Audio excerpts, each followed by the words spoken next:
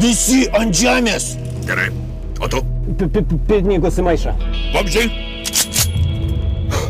Pradedam.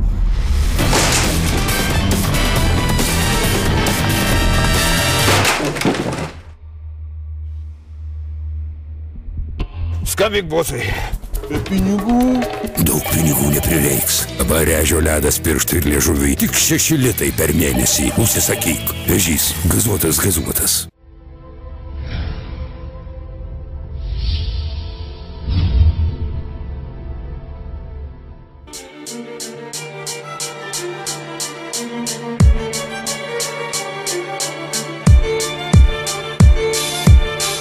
Lietuvos rinktinė pasaulio čempionate rungtyniauja nesustabdomai.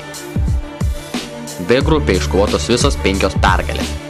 Užėmus pirmąją vietą grupėje, mūsų rinktinė aštuntfinalyje susitiks su Kinijos rinktine, kurie C grupėje tenkinosi 4 vieta. Pasaulio čempionate prasidėjo lemiamos dvikovos, kuriuose klysti jau nebegalima, ir tik dvikovos nugalėtojas tęs kovą dėl medalių.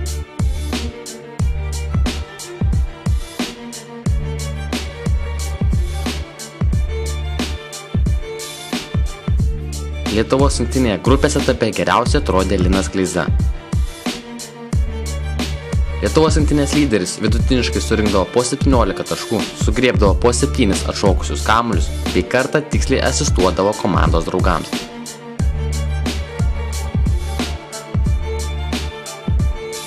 Svarbu indėlį komandos rezultatą įdeda ir kovingasis Jonas Mačiulis.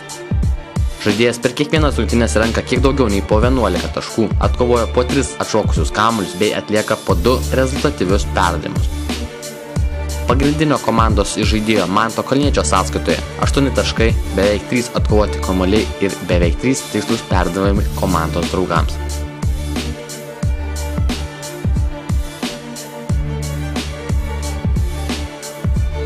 Kinų rinktinėje išsiskiria New Jersey Nets puolėjas G. Gianlianis. Šis žaidėjas pelno beveik po 23 taškus, sugriebia beveik po 10 kamuolių bei atlieka po 1 rezultatyvų perdavimą. Komandos veteranas Žiži Vangas vidutiniškai meta beveik po 14 taškų, sugriebia kiek daugiau nei 3 atšokusius kamuolius bei atlieka po 1 rezultatyvų perdavimą. Universalusis kinų medžikas Sun Yu įmeta kiek daugiau nei po 12 taškų, atkovoja po 3 kamuolius bei atlieka beveik po 3 rezultatyvius perdavimus. Pasaulio čempionato aštuntfinalis tarp Lietuvos ir Kinijos rinktinių jau šį antradienį 18 val. Lietuvos laiku.